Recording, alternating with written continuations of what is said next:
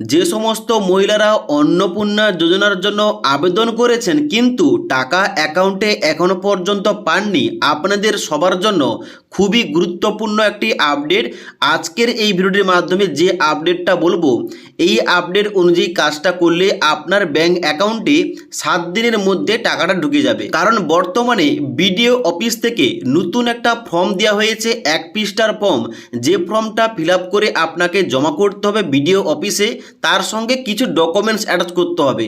তাহলে আপনার যে ফর্মটা ওইটা কিন্তু পুনর্বিবেচনা করে আপনার অ্যাকাউন্টে টাকাটা দেওয়া হবে। যাদের আপনাদের আগে স্ট্যাটাস চেক করার পর এখানে দেখাচ্ছিল অ্যাপ্লিকেশান রিজেক্টেড, এখন কিন্তু আপনারা প্রত্যেকেই জানেন যে স্ট্যাটাস চেক করলে এখনও বর্তমানে দেখাচ্ছে আন্ডার ইনকোয়ারি। এই অবস্থায় আপনাকে একটাই কাজ করতে হবে, এখন বর্তমানে বিডিও অফিস থেকে যে ফর্মটা দেওয়া হচ্ছে ওই ফর্মটা ফিল আপ করে আপনাকে আপনার ব্লক অফিসে কিংবা বিডিও অফিসে জমা করতে হবে।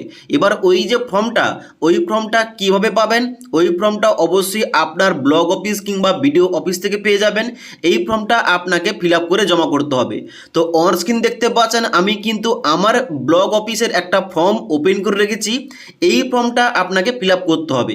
এখানে কি কি বিষয় রয়েছে এখানে বলা হচ্ছে, প্রথম যে পশ্চিমবঙ্গ সরকারের অন্নপূর্ণা ভাণ্ডার অনুমোদন করার আবেদনপত্র, যেখানে নিচে আমির পরে আবেদনকারীর নাম মানে যে অন্নপূর্ণা যোজনায় আবেদন করেছে তার নামটা লিখবে, তারপরে পিতা অথবা স্বামীর নাম লিখবে, তারপরে গ্রামের নাম, তারপরে পোস্ট অফিসের নাম, তারপরে গ্রাম পঞ্চায়েতের নাম, তারপরে থানার নাম, এইগুলো লিখতে হবে। তবে প্রত্যেকটা বিডিও অফিসের কিন্তু ফর্ম এখানে আলাদা আলাদা হতে পারে, তবে এই রকম একটা ফর্ম দেওয়া হচ্ছে যাতে করে সবাই টাকা পায়, যোগ্য ব্যক্তিরা টাকা পায়, যার জন্য কিন্তু এই রকম একটা ফর্ম বিডিও অফিস থেকে দেওয়া হচ্ছে।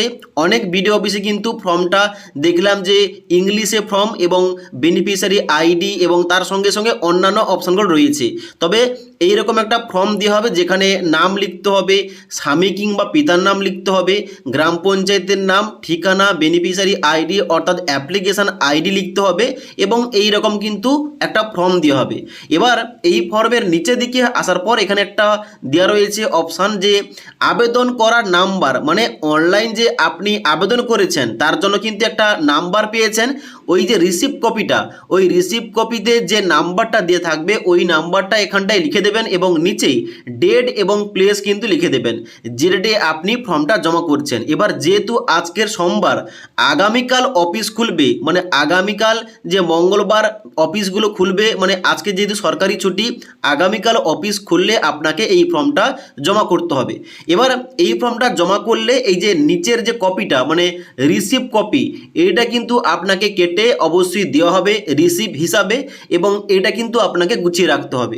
এবার এই যে ফর্মটা দেখাচ্ছি, এই ফর্মটার সঙ্গে কি কি ডকুমেন্টস জমা করবেন দেখুন। এই ফর্মের সঙ্গে আপনার পরিবারের যে প্রধান রেখেছেন আপনি ফর্ম ফিল আপ করার সময়, পরিবারের প্রধানের আধার কার্ড, আইডেন্টি কার্ড এবং যে বেনিফিশিয়ারি মানে যে মহিলা আবেদন করেছে অন্নপূর্ণা যোজনার জন্য, যদি একজন আবেদন করে থাকে তাহলে কিন্তু ওই একজনের আধার কার্ড, ভোটার কার্ড লাগবে।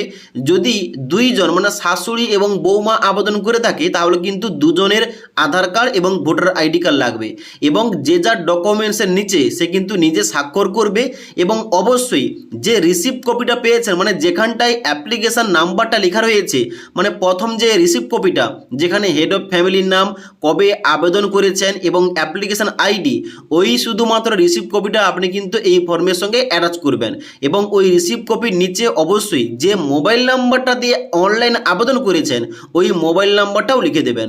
তো এই সমস্ত যাবতীয় ডকুমেন্টস এই ফর্মের সঙ্গে অ্যাটাচ করে আগামীকাল বিডিও অফিসে জমা করতে হবে। জমা করলে আপনার ফর্মটা কিন্তু আবার পুনরায় পুনর্বিবেচনা করা হবে এবং অবশ্যই যোগ্য হলে আপনার ব্যাংক অ্যাকাউন্টে 3000 টাকা ঢুকে যাবে 1 সপ্তাহের মধ্যে। এমনটাই কিন্তু বর্তমানে আপডেট এবং বিডিও অফিস থেকে এই ধরনের একটা ফর্ম দেওয়া হচ্ছে।